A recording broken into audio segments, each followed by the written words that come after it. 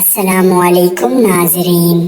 خلیفہ عبد الملک بن مروان کے عہد خلافت میں حجاج بن یوسف ثقفی نامی ایک شخص عراق کا گورنر تھا۔ آپ اسے محمد بن قاسف کے چاچا یا سسر کی نسبت سے بھی جانتے ہیں اور ایک ظالم و جابر حکمران کے حوالے سے بھی جانتے ہیں۔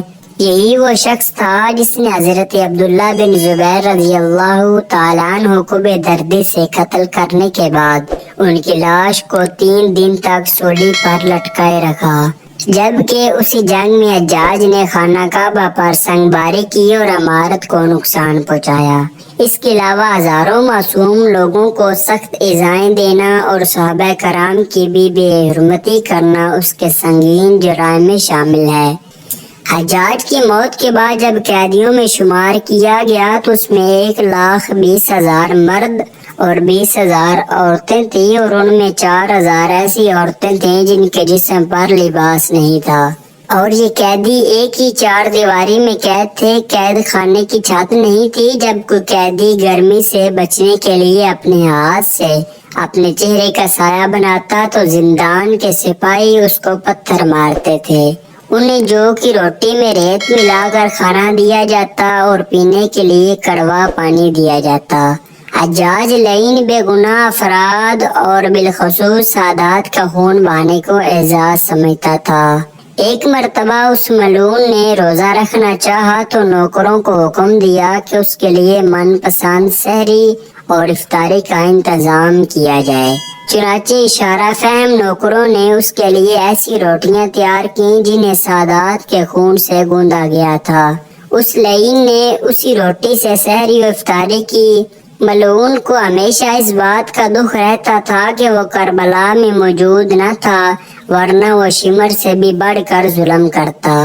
حجاج نے کوفہ بصرہ کے درمیان شہر وسط کی بنیاد رکھی، جہاں وہ 9 ماہ سے زیادہ قیام نہ کر سکا اور 53 سال کی عمر میں مر گیا۔ ابن خلقان کہتے ہیں کہ حجاج کو عارضہ عاقلہ لاحق ہو گیا تھا۔ اس کے جسم کے اندر بچھو نما کیڑے پیدا ہو گئے۔ ایک طبیب کو بلایا گیا تو اس نے گوشت کا ایک ٹکڑا ریشم کی رسی کے ساتھ باندھا اور حجاج کو کہا وہ اس گوشت کے ٹکڑے کو نگل لے۔ حجاج نے گوشت کا ٹکڑا نگلا اور کچھ دیر بعد ریشم کی ڈور سے اس ٹکڑے کو کھینچا تو اس ٹکڑے پر بہت سارے کیڑے چمٹے ہوئے تھے۔ اللہ نے حجاج کے جسم پر سردی کو مسلط کر دیا تھا۔ اس کے اطراف میں دن رات کوئلوں کی انگیٹھیاں جلائی جاتی تھیں، لیکن وہ پھر بھی سردی سے چلاتا رہتا تھا۔ اس نے حسن بصری سے اپنے درد و الم کی شکایت کی تو انہوں نے کہا میں نے تجھے بے گناہ افراد اور بالخصوص سادات کے قتل سے بارہا منع کیا تھا، لیکن تو باز نہ آیا۔ آج تو اسی کا خمیازہ بھگت رہا ہے۔ حجاج نے کہا میں خدا سے یہ دعائیں کرتا ہوں کہ وہ مجھے دوزخ سے آزاد فرمائے، بس میری اتنی سی دعا ہے کہ جلدی سے میری روح قبض کر لے تاکہ میں دنیا کے درد و الم سے چھٹکارا پا لوں۔ لیکن سردی ختم نہ ہوتی۔ یہ تو تھی موت کی سختیاں، لیکن حجاج کی زندگی میں ایک ایسا واقعہ بھی ہوا جس نے اس کا غرور تکبر کے پتلے کو زمین پر دے مارا۔ اس زمانے میں نعمان نامی ایک شخص کی انتہائی حسین و جمیل بیٹی تھی۔ اس لڑکی کا نام ہندا تھا۔ وہ ہندا نہیں جو سید الشہداء حضرت حمزہ کی شہادت اور پھر آپ کے جسم مبارک کی بے حرمتی میں ملوث رہی تھی۔ یہاں جس ہندا کی بات ہو رہی ہے وہ ایک غریب لڑکی تھی، لیکن اپنے حسن و جمال میں بے مثال تھی۔ کہا جاتا تھا کہ پورے عرب میں اس جیسی خوبصورت عورت نہ تھی۔ حجاج نے جب اس لڑکی کی شہرت سنی تو اس کے دل میں اشتیاق پیدا ہوا، سو اس نے اپنے کارندوں کی مدد سے ہندا سے ملاقات کی صورت پیدا کر لی۔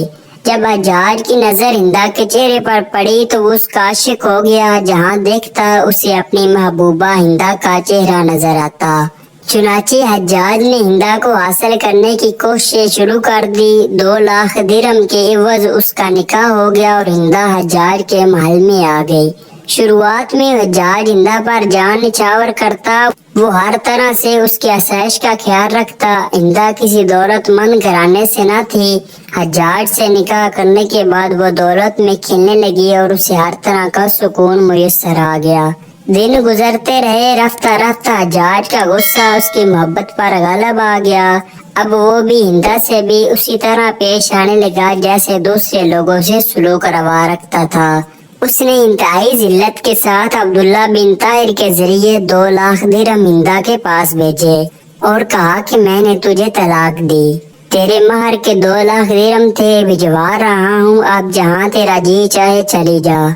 हिंदा नामी ये औरत सिर्फ अपने हुस्न जमाल में ही लासानी न थी, बल्कि अपनी सीरत व फसाद और बलागत और गैरत व हमीयत के लिहाज से भी बहुत ऊंची थी। जब उसने अब्दुल्ला बिन ताहिर की जुबानी ये पैगाम सुना तो फौरन बोल उठी, ऐ कासद, तेरी जुबान मुबारक हो, तूने मुझे बड़ी जान फिजा खुशखबरी सुनाई। मेरी खुशकिस्मती इससे ज्यादा क्या हो सकती है कि मैंने एक बदमिजाज और खूंखार इंसान की कैद से रिहाई पाई। ये 2 लाख दिरहम जो उसने मेरे लिए भेजे हैं, उस खुशखबरी सुनाने की एवज मैं तुझे बख्श देती हूँ, ये मेरी तरफ से तेरा इनाम है। तलाक के बाद हिंदा उस महल को छोड़कर अपने आम से घर चली गई। किस्मत का करना ऐसा हुआ कि कुछ दिन बाद खलीफा अब्दुल मलिक बिन मरवान ने उसे निकाह का पैगाम भेजा, जिस पर हिंदा ने इनकार कर दिया। जब खलीफा ने इसरार किया तो बिल्लाखिर वो रजामंद तो हो गई, लेकिन साथ में एक शर्त भी पेश की कि हमारा निकाह इस सूरत में हो सकता है कि मैं अपने मकान से जिस महमल में सवार होकर आपके महल तक आऊं, उसका सारबान हज्जाज बिन यूसुफ हो। जो शख्स ऊंट की रस्सी पकड़ कर चलता है उसे सारबान कहा जाता है। खलीफा ने ये शर्त कबूल कर दी और उसी खत के पिछली जानब लिख भेजा कि हज्जाज हाकिम कूफा इस हुक्म की तामील करे। हज्जाज ने जब ये रुका पड़ा तो वो दम बखुद रह गया, मगर उसकी क्या मजाल थी जो खलीफा के हुक्म की सरताबी करता। नाचार वहाँ से रवाना होकर हिंदा के मकान पर आया।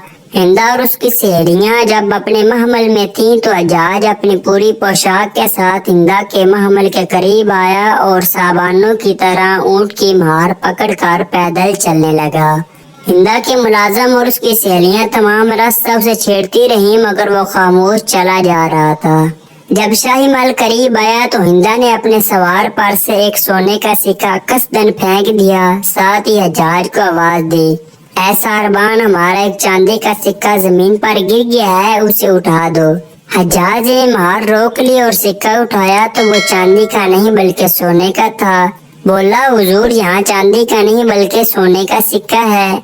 हिंदा ने उसके हाथ से वो सिक्का लिया और अपनी सहेली से कहने लगी, ये मेरी किस्मत है कि मेरे हाथ से चांदी का सिक्का गिरा, लेकिन बाद में वही सिक्का सोने का बन गया। हज्जाज ये बात सुनकर बहुत खफीफ हुआ, मगर खलीफा की बीवी के सामने दम मारने की जुर्रत न कर सका। कहते हैं कि एक औरत से जलील होने का दुख हज्जाज बिन यूसुफ को उसकी सारी जिंदगी सताता रहा। हमारी दुआ है कि अल्लाह पाक हमें जुल्म से बचाए और लोगों के साथ उसने सुलूक से पेश आने की तौफीक अता फरमाए। अल्लाह हम सब का हामी और नासिर हो। उम्मीद है आपको ये वीडियो पसंद आई होगी। ऐसी मजीद अच्छी वीडियोस देखने के लिए चैनल को सब्सक्राइब करना मत भूलिएगा। फी अमानिल्लाह, अल्लाह हाफिज।